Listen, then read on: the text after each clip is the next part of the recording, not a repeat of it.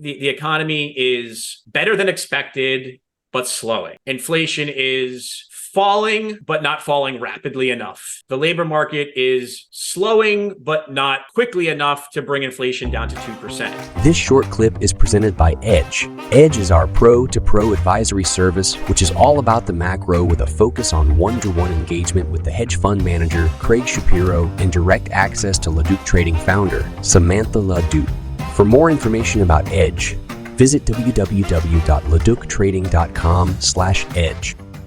So the market is already assuming growth terrible, inflation solved, and labor market slowing. And the reality is that we're here. So there's this gap, right, between the reality and where the market is, again, like usual. And the Fed kind of swings back between, well, the market's right or the data's right. And the risk of the Fed being too dovish, as we've pointed out countless times, is that if they are too dovish too soon, and let's say the dollar weakens and yields fall, financial conditions will loosen and inflation expectations will rise and threaten to become unanchored again. And if you look at these five-year inflation expectations, like they are very elevated. And even though the Fed comes out and says, it's well, it's not, we're well anchored, and that they're lying.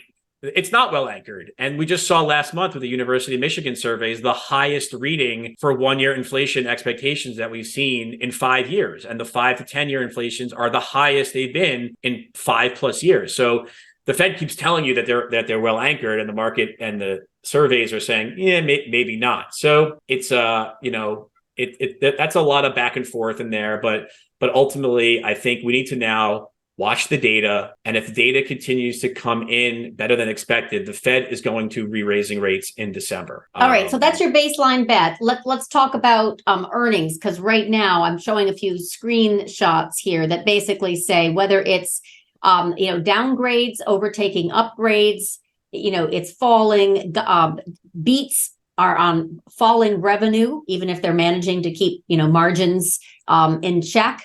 Guidance is also rolling over. This is a scene. Their calls, I can't show it as large. Financing costs, key risks, right? A pickup in delayed projects, slowing the business investment backdrop. So there's a lot of trepidation in these earnings calls, but there's also a hit to revenues. In fact, the biggest hit, I forget, it was like in the past decade or more. So earnings, this is not something, Fed cares about necessarily, but it is showing some peak kind of earnings conditions. What are your thoughts on company earnings? Look, this is, the first quarter that we've seen. And you can see from that bar chart there, just a very sizable decline in companies that are positively raising guidance. And, there is still an expectation of 12+% earnings growth in 2024. And then again in 25, and I've been saying for a while, it's way too high. It's not gonna happen.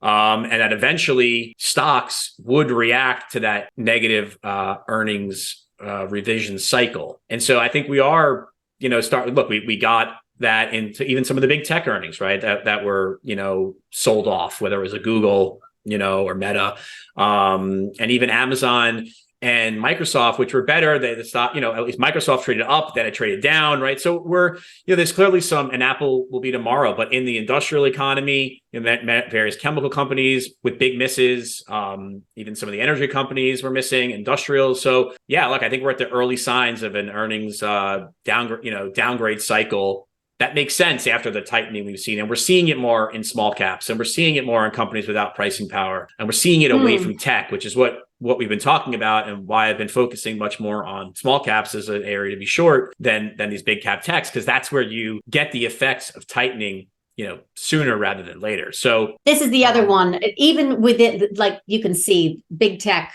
obviously has done extremely well, but overall, it's the same idea. We're getting a hit.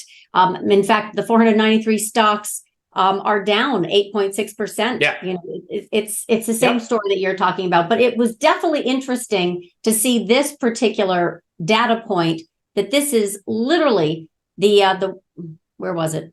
Weakest sales bests in the US in a decade. That was it. So investors want to see margin control on rising revenues, not falling. Right. And I think Yeah, and I think this is an interesting fact. It's that the equity market and earnings are going to start to deteriorate. But part of the reason that earnings are deteriorating is because the labor market is strong, right? And so margins are being compressed. And so from the Fed's point of view, the Fed doesn't need to react to earnings falling and earnings momentum falling. Now, historically, kind of pre this inflation, right, or at least in the last 15 years, the Fed would react to an earnings deterioration cycle. And that's because inflation was not sticky, and inflation, the risk of deflation would be there. The labor market was not as tight. So there, as earnings would fall, it would be quicker to move into labor and to see layoffs. But this time around, it's different. The labor market is structurally tighter. It's taking longer to get the layoffs. So the Fed needs to kind of sit on its hands a little bit longer than what the market has been used to for the last 15 years. And so it's that gap in the Fed's reaction function that I think, at least for me, is part of the reason why I'm so concerned about risk assets and why I'm concerned about equities, and particularly small caps and levered companies, because the Fed is not going to be rapidly lowering the cost of capital to assist, these companies. And in fact, it's almost, and I think I've mentioned this before, we need to see stocks down in order to see layoffs happen, in order to see wages come down, in order to bring inflation down. This is part of the cycle. I think it would have been exacerbated more and more quickly if Treasury would have kept this pace of issuance that I was anticipating. So that maybe threw a little bit of a timing wrench in, but it's not as if, they're not issuing long. They're just issuing a little bit less than expected. They're still issuing more next quarter than they are this quarter. So the bond market is, to your chart earlier, I don't really think we're rapidly going to see a big fall in long end yields, quickly. There's a lot of supply. Foreign demand is poor. Hedge funds are very levered buyers. And if there's unwind, it could be at risk. So I don't think we're out of the woods yet on the bond market. And obviously, I don't think we're out of the woods yet on the equity market. The full episode is available to all Edge paid subscribers. Visit www.LaDucTrading.com/edge for more information.